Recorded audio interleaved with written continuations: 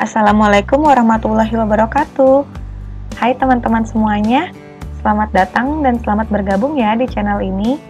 Pada video kali ini, Ibu akan membahas materi Fisika SMA kelas 12 semester 1, bab 2, mengenai listrik statis dan hukum Coulomb. Nah, sebelum kita masuk ke materinya, jangan lupa ya untuk di-subscribe, like, komen, serta share ke teman-teman kalian semua. Semoga dapat bermanfaat ya. Terima kasih yang sudah mensupport channel ini. Semoga semakin dimudahkan ya kalian untuk mewujudkan cita-cita kalian semua. Yuk langsung aja kita ke materinya. Oke, sebelum Ibu bahas tentang hukum Coulomb, Ibu ingin membahas sedikit nih tentang listrik statis. Pasti di antara kalian sudah nggak asing lagi ya dengan materi ini, karena di SMP sudah pernah kalian bahas ya materi tentang listrik statis. Nah, kenapa sih kok di SMP dibahas, di SMA diulang lagi? Yap, betul banget. Jadi nanti di SMA ini kita akan membahas materi atau soal-soal tentang listrik statis dan hukum Coulomb yang lebih kompleks lagi, yang lebih mendalam. Ingat ya, lebih kompleks, bukan sulit loh ya. Jadi intinya, tidak ada pelajaran yang sulit.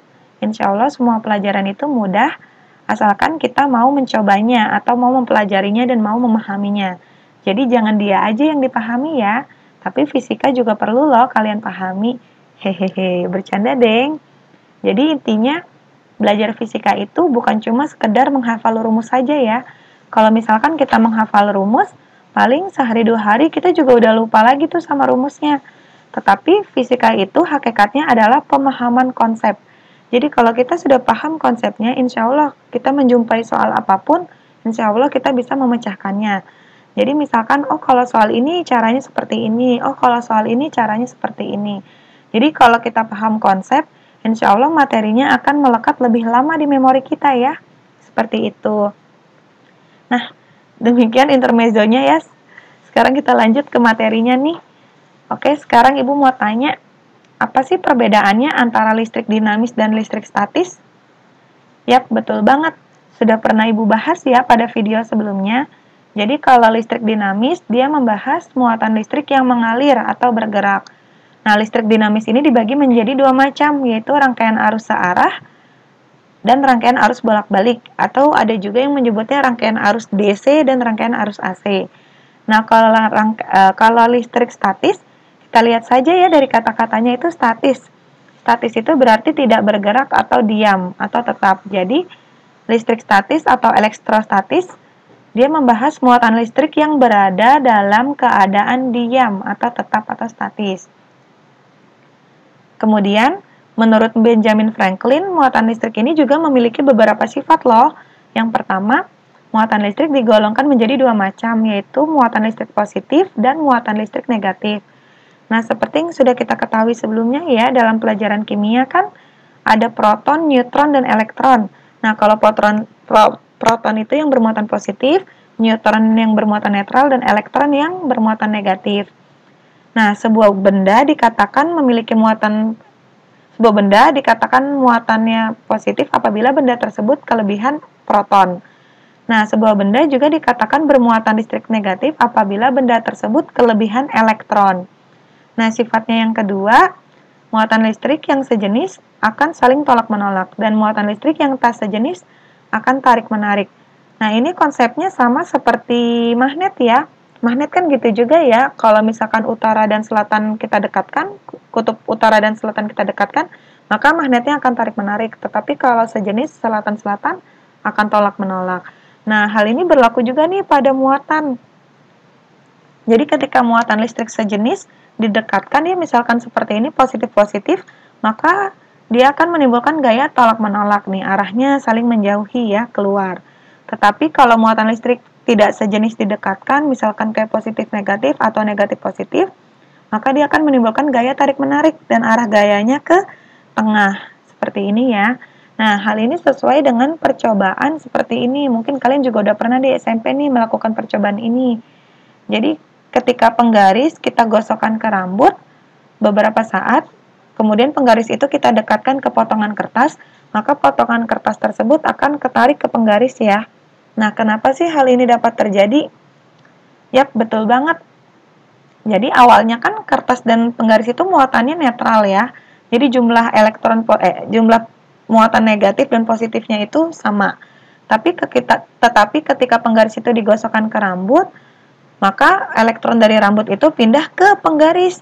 Jadi penggarisnya itu akan kelebihan elektron. Nah, karena kelebihan elektron, jadi penggaris tersebut dapat menarik muatan-muatan positif yang terdapat pada kertas. Tetapi sifat kelistrikannya ini hanya bersifat sementara ya.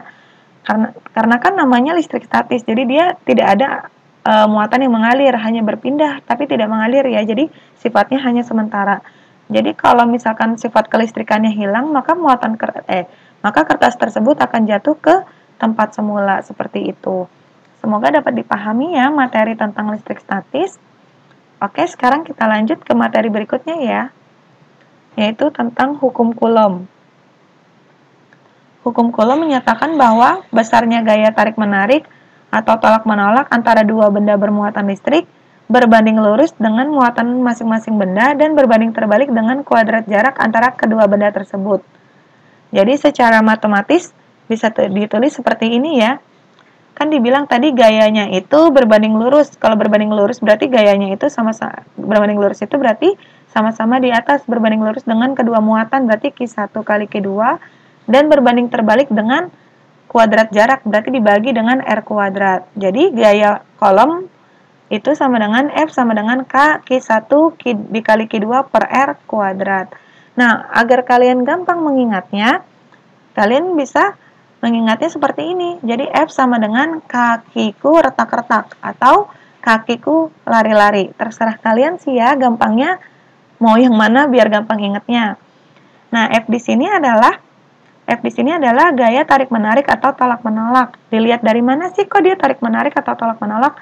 Dilihat dari muatannya ya. Kalau misalkan dia di soal muatannya sejenis, ya berarti tolak-menolak. Kalau di soal yang muatannya beda jenis, berarti dia akan tarik-menarik gayanya. Jadi F di sini adalah gaya tarik-menarik atau gaya tolak-menolak atau gaya Coulomb atau disebut juga gaya listrik. Nah, satuan gaya apa? Ya, betul banget, satuan gaya adalah Newton. Jadi mau gaya apapun ya, mau gaya gesek, gaya normal, gaya berat, gaya gravitasi, itu satuannya Newton. Asal jangan gegayaan ya, atau kebanyakan gaya itu nggak boleh. Oke, kita lanjut ya. Nah, Q1 dan Q2 di sini adalah muatan ya. Jadi Q1 dan Q2 adalah muatan listrik 1 dan muatan listrik 2. Satuannya adalah Coulomb, disimbolkan dengan huruf C besar. Kemudian R di sini adalah jarak antara kedua muatan. Satuannya adalah meter. Nah, K ini apa? K ini adalah tetapan atau konstanta. Jadi K ini dia memiliki nilai yang tetap nanti ya. Nah, K ini diperoleh dari mana sih? Nah, dari sini. K ini diperoleh dari K sama dengan 1 dibagi 4pi dibagi 1 per 4pi epsilon 0. Jadi 1 dibagi 4, pi-nya 3,14 atau 22 per 7 juga boleh, 22 per 7 juga boleh. Kemudian dikali epsilon 0. Epsilon 0 adalah permitivitas ruang hampa atau permitivitas ruang vakum. Besarnya 8,85 dikali 10 min 12. Jadi nilai K itu adalah 1 dibagi segambreng ini ya. Hasilnya adalah K sama dengan 9 kali 10 pangkat 9 Newton meter kuadrat per Coulomb kuadrat.